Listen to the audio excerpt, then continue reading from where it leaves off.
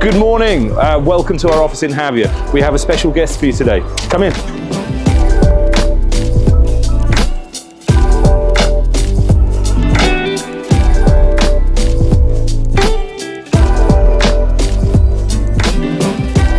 Hello. I'm joined today by Angie Marian Moreno, our favorite legal representative, to answer some fantastic questions we've received from our followers on social media. Hello, morning. So, question from Ryan in Denia. What's this 100% tax on property about? The Spanish government have announced a new tax property for people that is not from the European Union, including the UK. The proposal suggests to pay up 100% on the property taxes. But this basis is still not clear, and I think will go ahead, and it's not yet been approved. Okay, so from what I understand, it would, if it were implemented, only affect a very small part of the Spanish market, which would not really help the Spanish residents anyway. Yes. So it's just political gesturing to get votes. Okay, so a question from Steve in Oxford. Is Spain getting rid of the golden visa? Yeah, the golden visa will be expired on the 3rd of April. Okay. But we have another visas, like a non-lucrative visa, alternative, and nomad visa. Yeah. Okay, so people can come here with this alternative. Okay, so with the digital nomad visa, people that have work contracts, working from home, they can still come live here. And the non-lucrative visa, if they can show an income, they can still, they're retired, they're not working, they can still come and live here full-time, no problem at all. Okay. The second question from Samantha from Javier is, has anyone ever bought a house with Bitcoin? We've had people ask, surprisingly enough, but no, it's not possible to buy a house with Bitcoin. Similarly, we've had clients want to buy properties with pound sterling, and it causes complications. The initial contract has to be done in euros, from what I understand, because of course we're in Spain, so it has to be recognized in Spain. But if you would agree to purchase a property in a different currency, there's going to be fluctuations in that currency, so someone's always going to be losing out. So you and I would both advise against doing that, right? Yeah, definitely. We have to buy in euros only. Okay. At this moment. All right. Next question. Pierre Luigi, who lives in Finestrat, asked for what is the license with the tourist license in the Costa Blanca? Okay. So basically, the situation we have on the coast in Spain, pretty much everywhere, is the shortage of long-term rental properties available for residents here. That's people working here or people that live here full-time. And the prices have gone crazy. So there's just very few available and they're very expensive. So local town halls have taken measures to try and curb this by restricting the touristic licenses. It's different in every town. Javier, for example, has stopped altogether issuing new touristic licenses. Denia's just restricted in the town centre. Now, I understand it is still possible to, if you buy a property with a touristic license, to transfer that license, right? Oh, okay. Obviously, we need to understand that there is a difference between a touristic license and touristic rentals, which is less than 10 days. Anything over 10 days, you don't need the license. If you rent for more than 10 days, you don't need a tourist license. Perfect. Okay, so we got that clear. It's a hot topic. It's one that does require further research. If you are looking at getting into buying a touristic property in Spain, you should definitely speak with Angie. Another question is, Glenn for Lumon asks, can non-residents obtain a mortgage in Spain, and how does this work? Yes, it's straightforward. So non-residents, non-tax residents can apply for mortgages in Spain as opposed to tax residents, and the difference is minimal. So basically, a tax resident can normally apply for up to 80% of the value of the property, non-tax residents around 70%.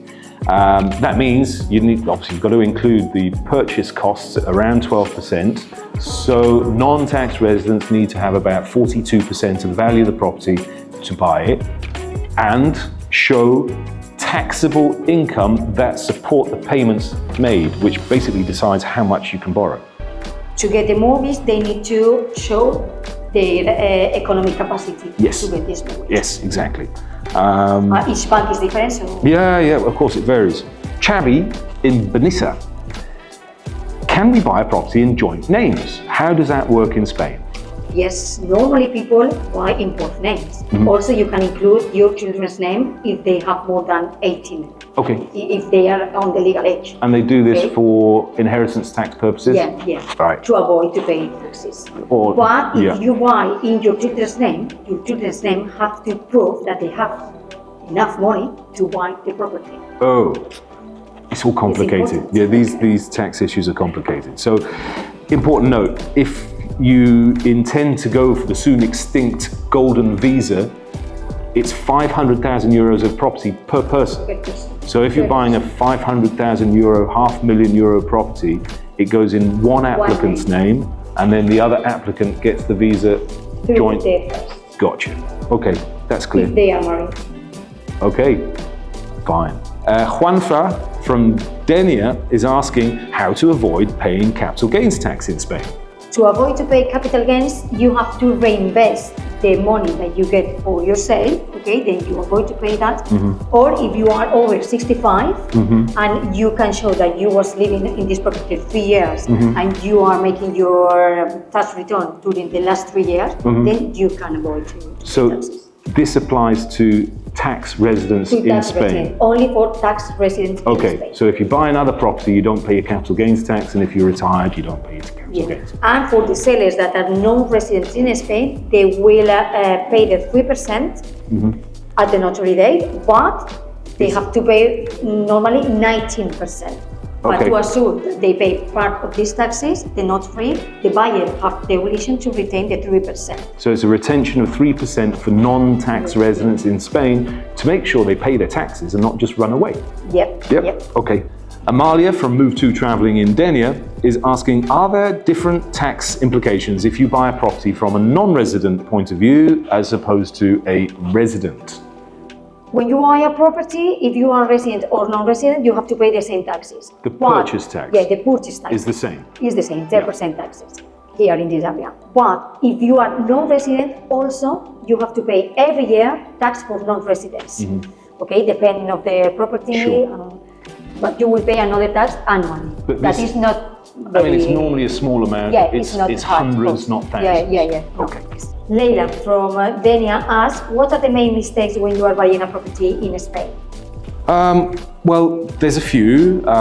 For example, not having the correct documentation ready, like your identification, NIE, bank accounts, and obviously having an incomplete property search or not using the legal services.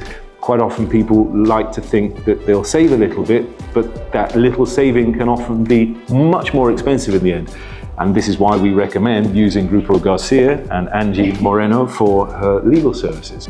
So we have a question from Steve in Morocco, who's asking, what are the purchase costs on top of the actual purchase price? Okay, if you are buying a second-hand house for sale, Yeah. you have to pay taxes, that is transmission tax, that is the 10%, notary and registered fees. Okay, so the total is about 12 plus your good value legal fees. legal fees, okay. Yeah. And if you are buying a new house, new building house, you have to pay VAT, that is 10%, Yeah. but you have to pay another tax that is called EGD, Okay. that Impuesto de Actos Jurídicos Documentados, that is 1.5% of the sale price, Okay, plus notary and registered fees. sure. Also, I believe if you're buying a property over 1 million, there's an extra 1%. Yeah, right? you have to pay 11%. Okay. Question from Anna in America. Why use an agent or why not just look at the portals? Okay, well, there's a few reasons. Firstly, probably most importantly, by using an agent, professional help, as we said earlier, and including legal services, you avoid the pitfalls of buying an illegal property that could be knocked down or incur fines and work out to be a lot more expensive than you initially thought by all the mistakes that are made by buying a property that's illegal. Secondly, And well, this kind of helps out the buyers really. What we do as a company, when somebody contacts us, we don't just show them one property. Our aim is to find them a house by looking at everything that's available and arranging the whole trip for the client. Because they're only here for a short period of time, we need to make sure their time's not wasted. So instead of somebody going to a portal and contacting 10 different agencies to see 10 houses, we can do all that for you and make sure that you're seeing the right houses. Because quite often, a lot of the properties advertised on the portals aren't available, and they're used by some agents to just generate contacts. So they're not actually available to view. And well, of course, you're going to have properties that are not suitable because you can't see from the photographs that it's next to a busy road or a power station or some other flaw that would just put you off and completely waste your time. Okay, then if you use an agent and a legal advice, you will buy safe. Of course. Makes sense.